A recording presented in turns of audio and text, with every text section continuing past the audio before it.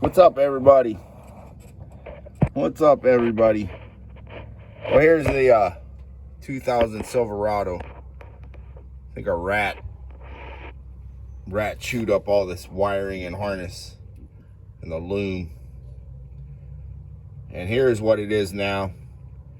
Only that one ground cable, hopefully I got it in the other video, was severed. So I just twisted it, kind of bent it back, put the shrink tubing on, melted the shrink tubing. It's solid. I yanked on it. It ain't coming apart. The rest of it, all of this, I just use some 3M 88. I think it's called Super 88 or something. The Super 33 is even better. It's more sticky, but the 88 works just fine. It's a little cheaper. And I just taped all the messed up insulation, all the insulation parts that were poking through. I saw anywhere that could maybe short out or something. Just tape that, and then just put a piece of electrical tape just to kind of hold the wires together here. Again, this is a 2000 Silverado. We had a rodent problem, I think.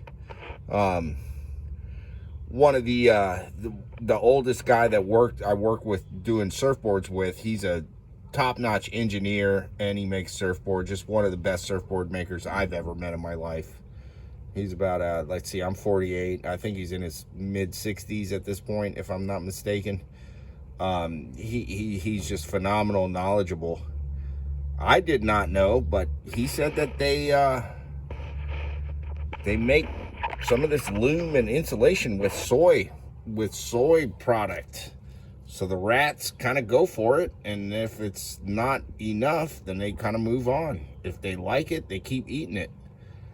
I don't know if this was the case. Maybe the rat kept chewing and just left. I don't know, because my dogs kept sniffing all up in here. But here we are, and I'm going to show you my makeshift loom.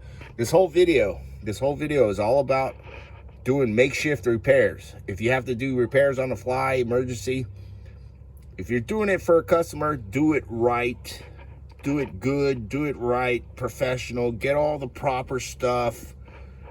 Do it like that old man. I'm going to say the Kenny guy. I'll just say the Kenny guy. Do it like him. Use the connectors. Don't solder. Don't use solder. You can use solder in stereo connections, because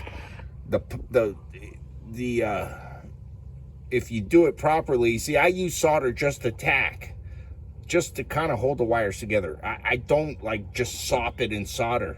I don't sop the whole connection in solder. If I gotta use solder, I twist the wires together and then I just tack it. And then either use shrink loom or shrink tubing, or wrap it real good with electrical tape. I don't have problems with my stereo system. And I'm pushing 1200 watts, which is nothing. Nothing compared to some of those guys out there, but I like it. It sounds good. And I got 300 feet of wiring, RCAs, and 4, 6, 8. I'm running 10 channels even. So anyway, this is the deal here.